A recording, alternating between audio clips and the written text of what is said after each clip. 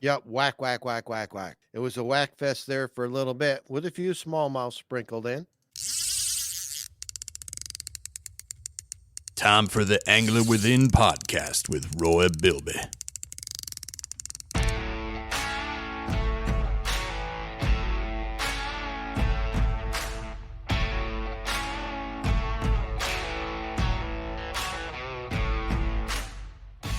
Roy, if it can go wrong, it can go wrong with me.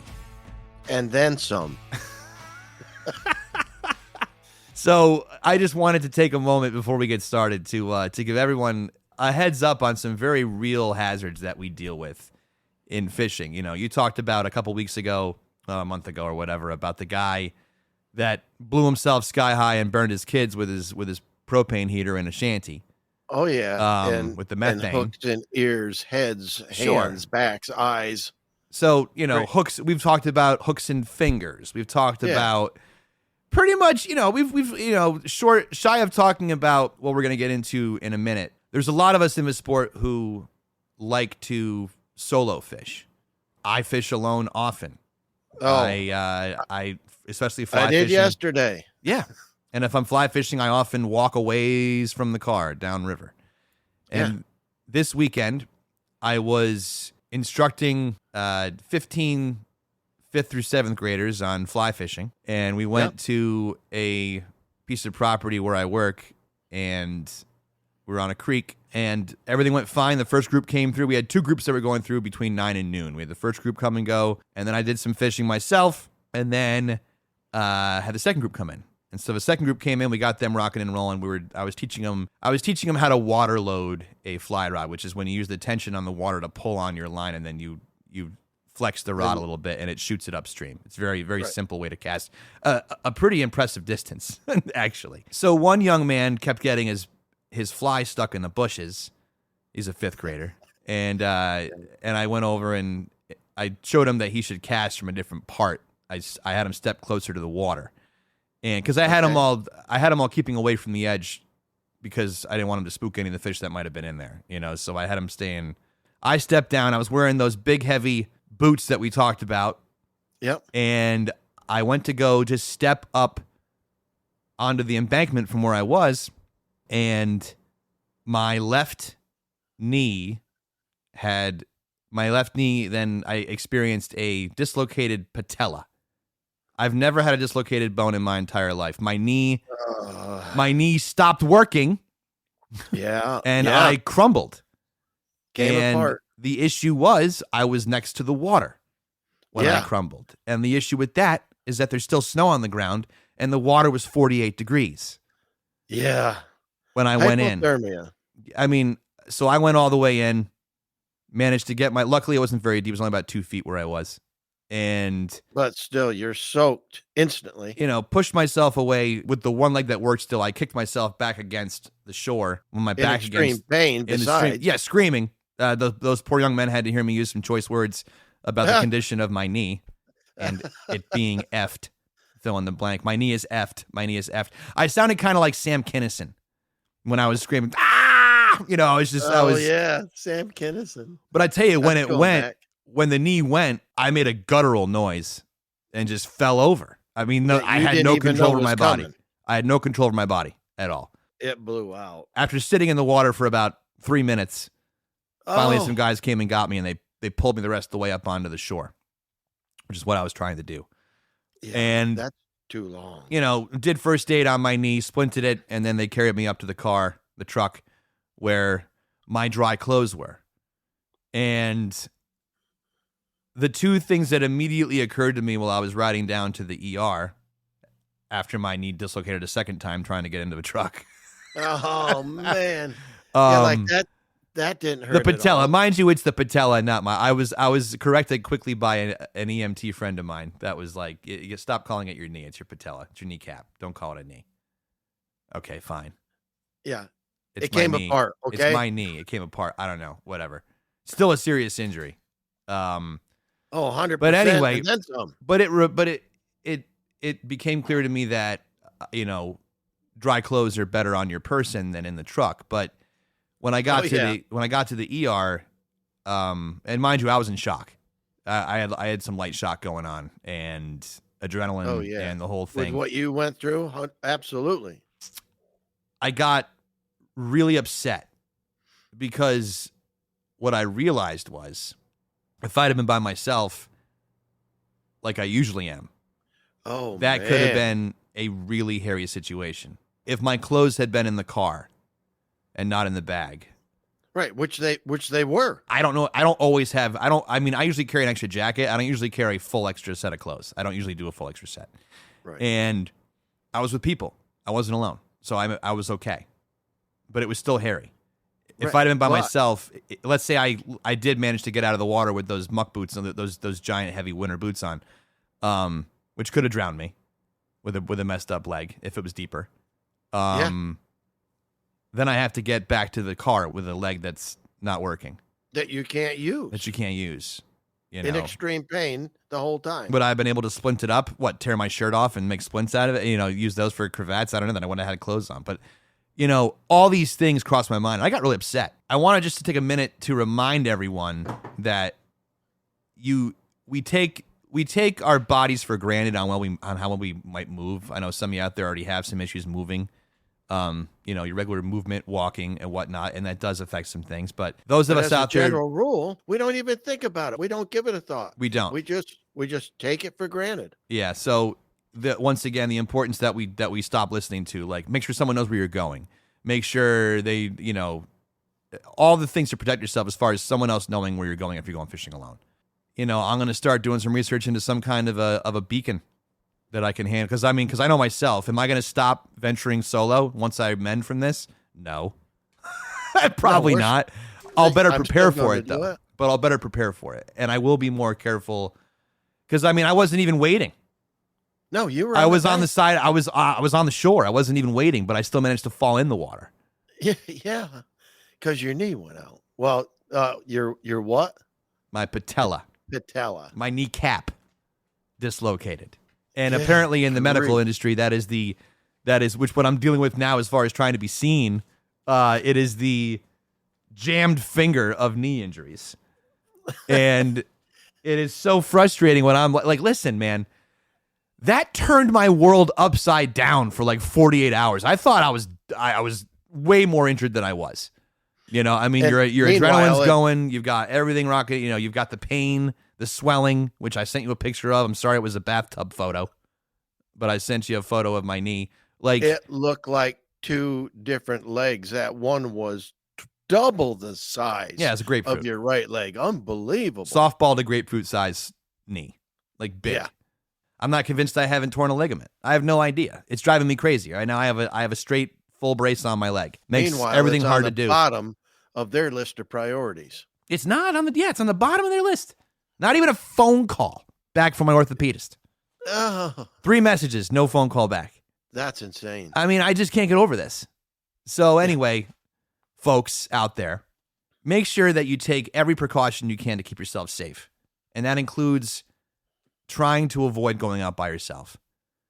Keeping your extra clothes on you, especially this time of year when it's still winter. Let's just be honest. Even though the calendar says it's spring, we got winter weather outside. It's snowing right now. Yeah, we had snow on the deck this morning. I've been out kayaking a few times, and I don't have a wetsuit. You know what I mean? So if I had a problem in that boat and I fell over, I'd be in trouble out there. You'd be in big I always wear a life jacket, but I'd be in trouble. Yeah. Um, Everything slows down with that cold water, and you can't do anything about it. No. It happens fast. So always let somebody know if you're going out solo. Let somebody know where you're going, what time you expect to be back. Have your cell phone on you, and just take every precaution you can, because like JD and I have been talking about this, you just never know. You don't. Can happen to anybody at any time, and it's always when you least expect it, right? completely. Yep. Always. So anyway, Be safe. So, JD, I want to talk about our anniversary episode we did at Bass Pro Shops. Man, what a blast that was. that was a our lot. season 1 finale. because this is Yeah, actually our first episode of season 2. We decided that we're going to do each year as a season. yeah, I like that idea. Yeah. No, So it was a lot of fun. I got to meet the mad scientist, yeah, which was yeah, amazing. yep, my tournament partner. I Yeah. didn't even know he was coming in. I mean, we were just getting underway. I think he was the first person who uh who sat on the mic. First or second. Because I remember I'm listening to it. I heard myself go, "Hey, look who just walked in." I didn't even Yes. know was going to be there. But like you said, he just came because he wanted to meet you That's right. And then I got to switch over to my fancy Joel Osteen headset. and got to go up on top of the tank. That was a bucket list item fulfilled. That was one of the coolest things, and also not what I expected Oh, things, it never is. you know. But you don't know that until you do it. No, but you took me through. I got to go in the belly of the beast in the back to get up to get up on top of that, and Oh yeah. it was like I said when I came down. I was shocked by how narrow that tank really is. Once you're up on top of it, yeah, It's misleading. yeah, it is. But when you're on top of it, it's not that far across it. I mean, you could about step across it. You could, But it holds a lot of water. yeah. Holds a lot of water. And they're different in every store. Like the Bridgeport, Connecticut store that I go to, it's the biggest store I've got. It's 2 floors, crazy big. The whole upstairs is the gift section and the gun shop and the hunting section. And then they have a glass elevator, 2 glass elevators go up and down between floors. There's 3 different staircases you can use, and they have a bowling alley, a 16-lane bowling alley, 8 lanes on each side of a bar that goes down through the center of the bowling alley, and they have a seafood restaurant out in front of that. Is it the Esmeralda And Fish Company? I don't know. That's I the one don't they had down in Myrtle Beach. Yeah, I think it's a different one in Bridgeport. That's funny It though. How come but the they one have in Utica doesn't have a restaurant attached to it? I don't know. It goes by the size of the store, I think. They all have different amenities, but the Bridgeport store is the biggest one I cover, and they have the smallest tank. It's maybe a third, maybe half the size of the one in Utica, Hmm. maybe half the size. And then the one in Auburn, New York, that's a good sized tank. It's the longest one. And they've got a rock pile in the center, and you can walk around behind it. So depth wise and lengthwise, it's by far the biggest tank I get to fish. Right. Yeah, we'll see how big the one in Clifton Park is when they open there in July. So, Indeed. Your next yeah, store. I'll have 4 at that point. I'll be busy, busy, busy. March is a busy month for me with the Spring Fishing Classic and then other events going on. Berkeley wanted me to be at an annual fishing day event that they do down in Walden, New York at Thruway Sporting Goods. I guess they've been doing it for, 15 years now. It's a big event. Had a lot of people in that day. And it was like a meet and greet, and it was great. Fun event. So hopefully I get to do that one next year as well. Now, right after the Spring Fishing Classic, I want to talk a little about the muddy conditions we've been experiencing. I know on the trout streams, you've seen that a lot with Yeah, well, snowmelt. it's not muddy necessarily. There were some streams that were blown out, but it really isn't. They haven't been unfishable. I just have been getting skunked as per usual. I got to get my bugs out. It's like going golfing. You have to get your shanks out of the way at the beginning of a season. Oh yeah, knock the dust off, knock the right. rust off, get out there, and for me this time of year. Once the ice, my March Madness has nothing to do with a hoop and a basketball. For me, March Madness is the ice isn't safe enough to get on, but it's not gone enough where you can get boat out. That's March Madness. To be fair, ice was off a lot of the lakes in March this year.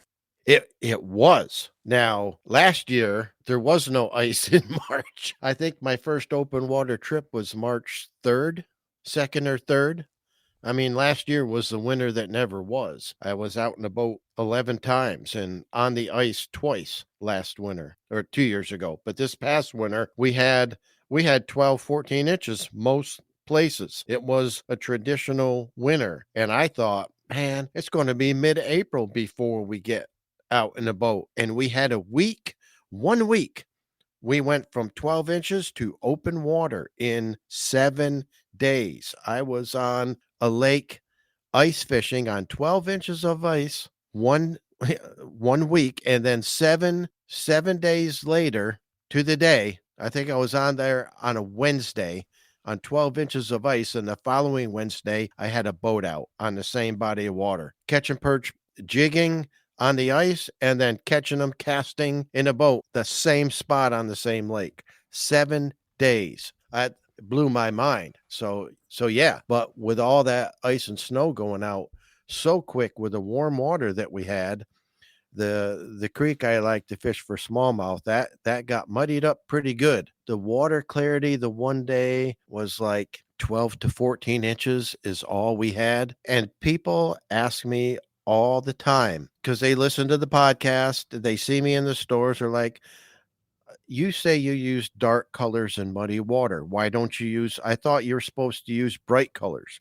And I'll use bright colors in stained water or when it's overcast, but in muddy water, in my experience, and I've explained this before, I intentionally did a lot of research and practice out in the field tested observation and study on my own time and determined that, at least for me, when the water's muddy, dark colors are what produce for me. I think they look more natural in the muddy water than the bright colors. And case in point, we were out there 12 to 14 inches of visibility, high muddy water, and the color that worked for us was it's a color called black neon.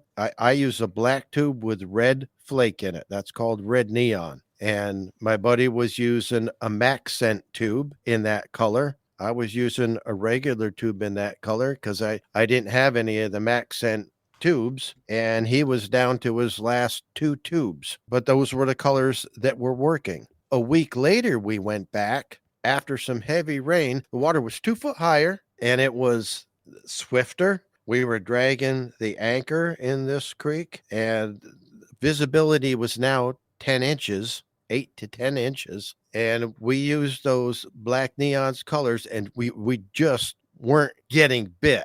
But I looked at the surface, and you kind of read, being a trout fisherman, you know how you read current seams and all that stuff. Sure. Reading the water. I noticed a section on the east side bank where on the surface it looked like the water was moving half the speed it was everywhere else. And I said, we need to get over there. There's less current. That should attract fish. And sure enough, we went over there. We caught 26 smallmouth off that slower current. And it didn't matter. Once we got there, we're still using black neon. It doesn't matter. When you say black neon, you mean like black and like chartreuse? No, black with red flake in it. That's black called, neon. That's called black neon. Most companies call that black neon. Some of them just call it black red flake. But it didn't matter if you were throwing a tube or if you were throwing a grub, or even we have like the Helgramites. Bass Pro Shops has Helgramites in that color. And we were using those. It didn't matter. As long as it was black neon, you put it out there, you got bit. And I even tried like a June bug, which is a fairly dark color, and one hit on it the whole time. But anything in black neon, didn't matter what it was, we were getting bit really good. But the second day that we were there, when we caught 26, we caught 44 the first time. I mean, that was crazy. But when we went back when it was muddier, we caught 26 that day, but we were getting, and I don't know if it was because the water was way more off color, visibility was less, but we were plagued with a lot of short strikes that day where they would hit it and they'd come undone. They just didn't have it good. And what I do in that situation is I'll shorten the skirt on my tube. I'll shorten the length of the bait. And that most of the time that takes care of those short strikes. After that, I was hooking and landing a lot more fish. So that's a tip to throw out to our listeners. If you've got one of those days, and it doesn't, not necessarily cold, muddy water. It can happen at any time. We've all had those days out there when we're just plagued with short strikes where the fish just aren't getting the bait completely or committing to it the way we feel they should. I'll go to a shorter bait, or I'll pinch an inch off of the soft plastic, anything to shorten that bait up and get that hook closer to the end of that bait. If you're using a spinner bait or a chatter bait, add a trailer hook. You will hook those short strikers and solve that problem. Now, that was back at the tail end of March. Now that it's April and the ice is off our lakes, I am closely monitoring the water temperature, because when it gets close to 40, 42, that's the magic number. Anybody who listens to this podcast knows that I love to do my perch fishing. We got to get out right after Bass Pro. We were out. That's right. Was that a week? Was that a week later? I think it was a week later, right? Probably a week later. We got out. We met at the launch on your lake, and I took you to one of my spots for perch. Now, what was great was that you went down to the launch.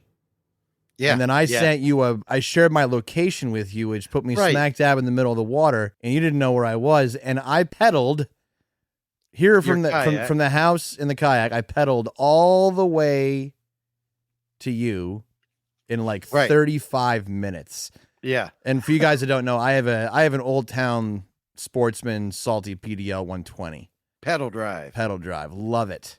Yeah, it's a cool craft. All it needs now is an outboard, is a fish finder. Yeah. We'll figure out what you need.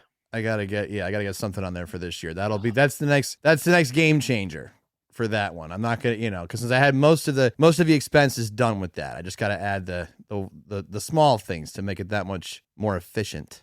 I would recommend a Garmin Striker. I'm looking at them. Yeah, highly recommend it. I'm looking at them. They do an awful lot. Great unit. That's what I use now for a portable in my smaller boats. Is the small one good? Yeah. And it's cheap. But it's one of the better small units out there. It'll do both, right? It'll give you the bottom, and it'll also spot your fish for you too at the same time, right? It shows you everything from the surface on down. Yeah. Dollar for dollar in that price range, that Garmin unit, that Garmin Striker unit is the best one out there in that price range, hands down. And I've used the Humminbird, I've used the Lowrance, and I've used the Garmin, and well, I'm using the Garmin now, and I'm really super impressed by all that it does for what you pay. Anybody looking to get into a portable fish finder that's never had one, look at the Garmin Striker 4. Great, tremendous value. So tell me your take on our little perch venture out there. So that was incredible watching you do your thing, because we got in there and you were in your boat, I was in mine. Yep. And I was out driving you. You had your outboard going, and I could pedal faster than your outboard. That was an electric motor. Yes. Just saying. Yeah. John Henry won on that one.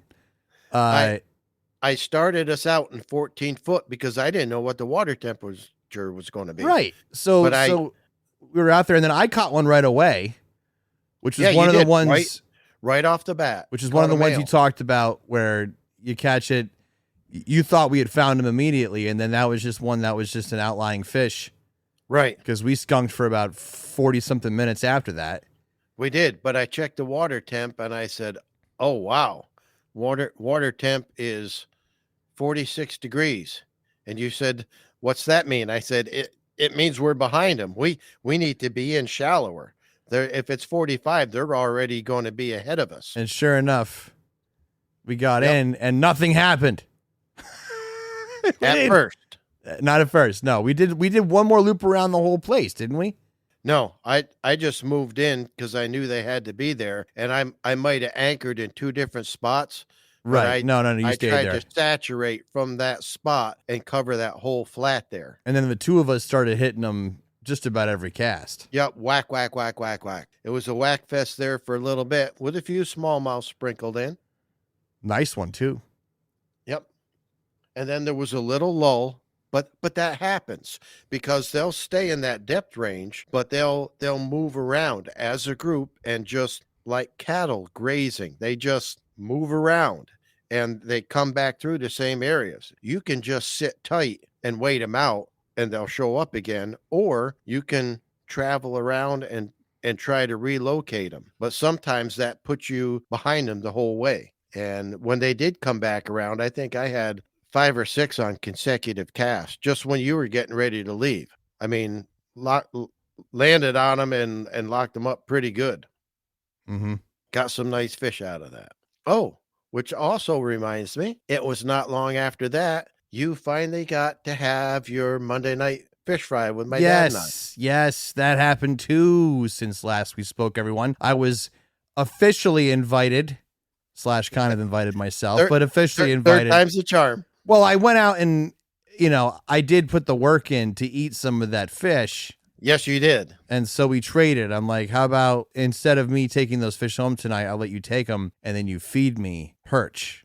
And that's what we did. And that's what we did. And so I got to go to your dad's place, your childhood home. Yeah, where I grew up. Quite interesting. Your dad, it's funny. I had my recorder ready to go on the phone to try and get some sound bites of your dad. Oh, really? And I didn't know that. He didn't really say much. No. He didn't have much to say. When the perch hits the plate, it gets real quiet. Like, it was funny. And then also watching your meticulous setup, which I'm sure is the same setup week to week. Oh, it is. It is. Down to a science now. Everything is to the minute. Yep. And has its place. Oh, yeah. And whatever you do, don't get in Roy's way in the kitchen. Yeah. Because he's doing his thing. Down to a science. Been doing it over 4 years now, and the recipe never fails. You even made bold carrots for us. Yeah, my dad did that. Your dad made those. Those was I felt bad I didn't eat all of them. He didn't seem to mind though. No. Had some potato salad. Yep, coleslaw. Yeah, and perch. And perch four fillets. And tell you what, I was really hungry when I got there. Yeah. And I wasn't sure if 4 fillets was going to cut the mustard. And I'm one of those guys that gets anxious when I go out to eat places where I have no control over the food. And and so I worry if I'm going to be shorted. And when I saw how big they were, I was like, I think I should be okay.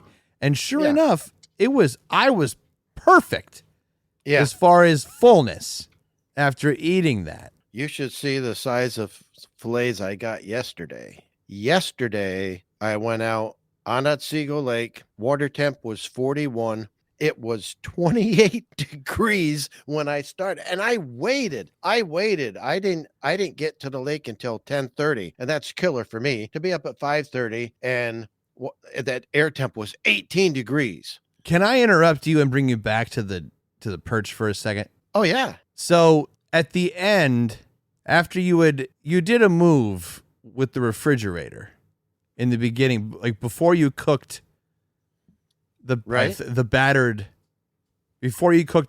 fillets, right? You put them in the refrigerator. All right, I'm gonna share a story here, and this is the juice. Okay, this is my mom's recipe, and for years, I grew up eating her fish, which were restaurant quality. A golden crust on the outside, white, fluffy, steamy meat on the inside, just done to perfection. And I was spoiled as a kid growing up eating fish like that, because when I became an adult and learned how to fillet, as a kid, we always scaled them and cut the head and tail off, cut the fins off, and pretty much gutted them and cooked the fish whole, and you had to pick the meat off the bones. When I started doing construction work, one of the guys on the crew showed me how to fillet. I went, oh, this is so much better. All meat, no bones. Everything that goes on your plate, you eat. Why would you cook the bones? So I started What a breakthrough for a young Bilby. So I I asked my mom, I said, I'm filleting fish now, but I want to cook them like you did. How do you do it? And she said, it's just basically I dust them in flour. I do an egg and milk wash. I dip them in that and roll them in breadcrumbs and fry them in oil. Okay. Okay. I can do this. And my wife did it and we cooked them. Yeah, they tasted fine, but it wasn't like my mom's. They came out limp, soggy, and they tasted okay, but it wasn't that golden brown crust and white fluffy meat on the inside. And so I said, "Well, let me see if I can do it." And I cooked it, same thing, limp, soggy, tasted okay, not as good as my mom's. Well, I'm missing something here. So I would ask her again, how do you cook them? And she would tell me, the same steps: dust it in flour, give it an egg wash, roll it in breadcrumbs, fry it in oil. Maybe I use the wrong oil. What do you use? So I just use vegetable oil. Okay. I tried vegetable oil. I tried canola oil, tried peanut oil. Always came out damp and soggy. So I checked with my mom again and I tried it again. Still came out limp and soggy. So I got the bright idea. I said, I'm missing something. So I need to come down and cook it with you and maybe I'll see what I'm missing. She's like, yeah, we can do that. So my wife and I went down one night and my wife sat out in the living room with my dad talking shop and I'm in the kitchen with my mom getting flour on my face. And we set it up assembly just like you saw in the kitchen where we had everything laid out and she would dust them in flour, give them the egg wash. My job was to coat them with the breadcrumbs and we were laying them all out on a platter first. Once I got the last one on a platter, I got out her electric frying pan, poured the oil in it, not too much, just enough to cover the bottom, maybe a hair more, and turned it on. How long do you heat up the oil before you cook them? She says, usually 5 minutes. And I turned around and I went, where's the fish? It was right here on the counter. And she said, oh, I put it in the refrigerator. There it is. Well, see, I still didn't think would make a difference. I said, why did you do that? I thought we were going to cook them. She said, I always put them in the refrigerator for 30 minutes before I cook them. And I said, why? And she said, and this is a quote, I don't know. I just always done it that way. So I'm guessing maybe her mom did it that way and never explained why. And that's what makes the difference. And I talked to a professional chef about this. And the problem is if anybody out there, if you guys you cook a lot of fish, you know that the flesh of a fish is completely different from that of a turkey or a deer, red meat or any other kind of meat. It's not the same substance. And it must be that they're not mammals or birds. They're cold blooded, and I think that's why it's so different, because you can take that flesh from a fish and if it's room temperature, you can just mush it in your fingers and turn it to paste. It has no the molecular structure is gone. It has no consistency, and you can just mush it in your fingers. And the problem was twofold. Number one, we were putting the warm flesh that was room temperature now after all that prep work, and you're putting it in hot oil. And it just comes out limp and soggy. The difference is when you put it back in the refrigerator after it's all prepped, you put it back in there and let it chill for 30 minutes. That flesh firms back up and regains its molecular structure. It tightens right back up. And now it's cold and firm. And you put that cold, firm flesh in the hot oil, does two things. Number one, it cooks the meat totally different because it's all tightened back up again and it's cold and going into hot oil. The other thing is there's a chemical reaction that goes on between the egg wash and the flour. And if it's cold and the flesh is cold, the oil, it creates a barrier where the oil cannot get through. When it's all room temperature, the oil just passes right through it. And that's why ours was always soggy and limp. When you cook it the way she does, the same prep and everything, but you chill that meat for 30 minutes before you put it in that hot oil. Then when you turn them, they're rigid, they turn golden brown, and that meat, as you can attest, is white and fluffy and flaky on the inside, and it is restaurant quality.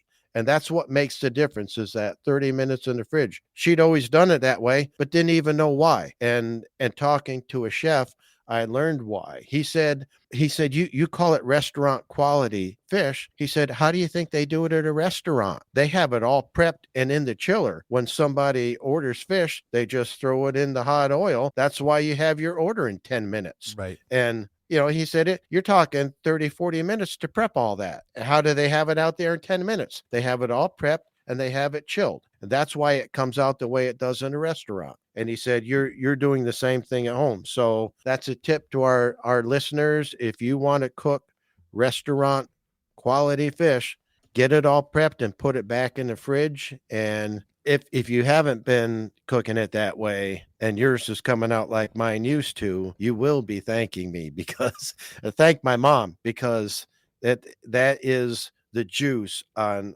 cooking fish. You did Something do I never knew.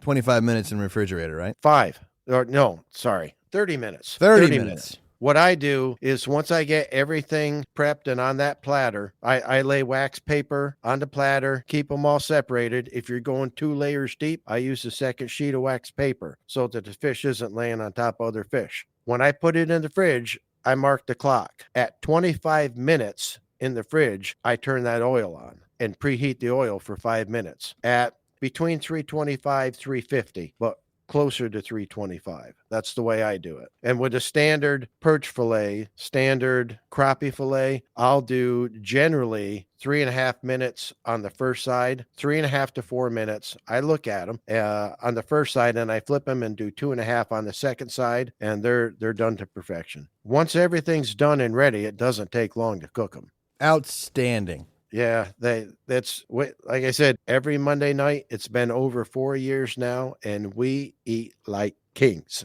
There's a few people who listen to the podcast who have been at those fish fries, and yeah, it never gets old. And we alternate between perch, crappie, bluegill, walleye, and the occasional king salmon.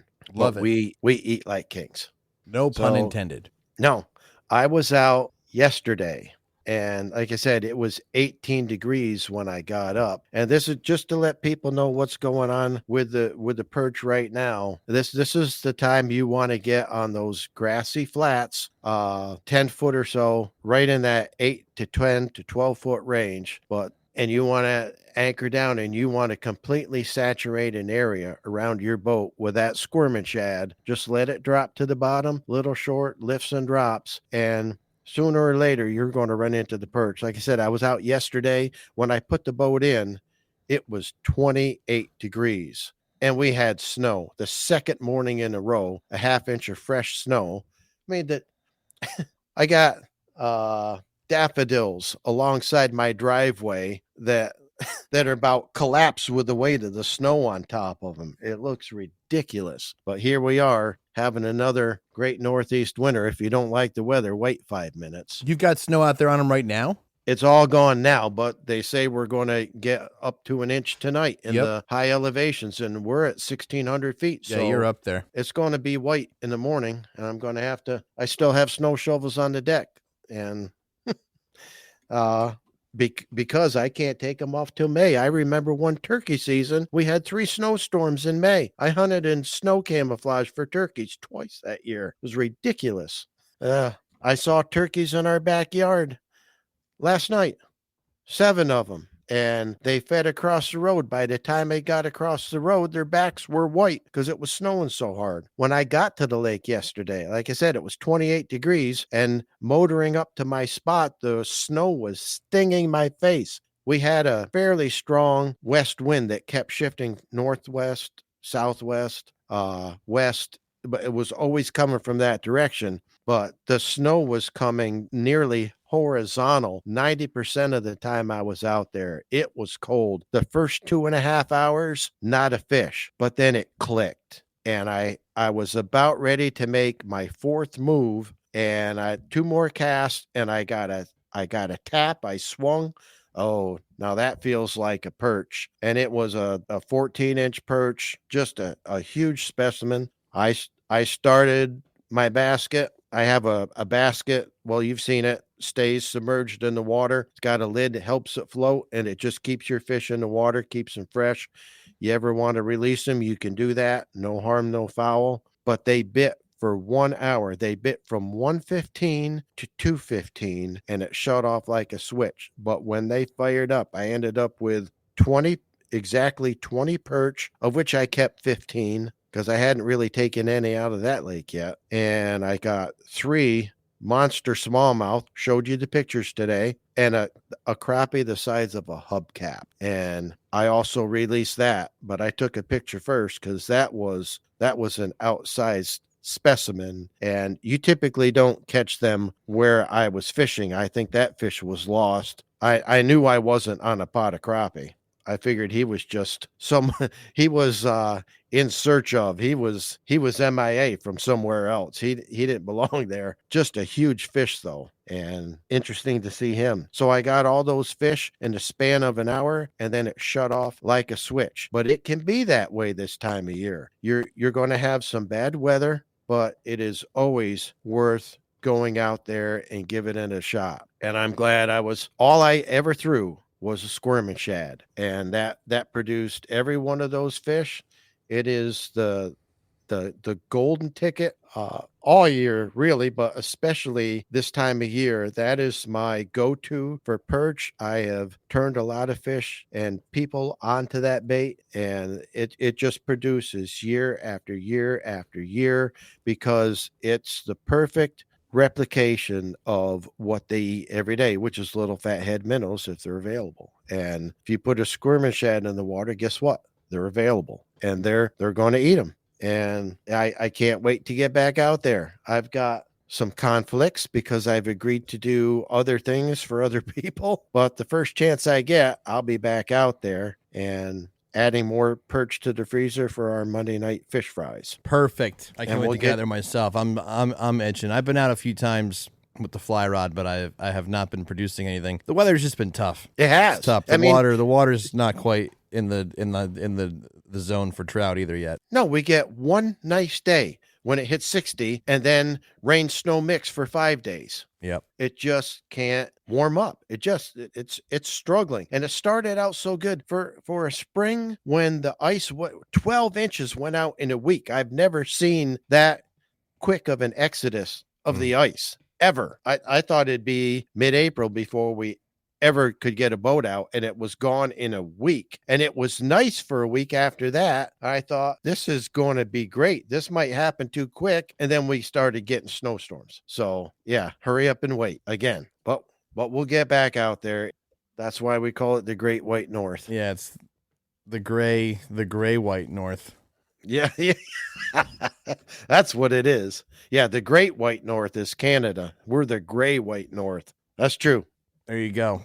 Check out Roy's Instagram at all lowercase Roy Bilby. And welcome to season 2. And do yourself a favor. Go to Bass Pro Shops. Pick up a couple packages of squirming shads, 2-inch in green pumpkin pearl hologram and pearl dace colors. Get out on some water, 10 foot deep, where you got a grass flat if you want to catch some perch, and tap into your angler within.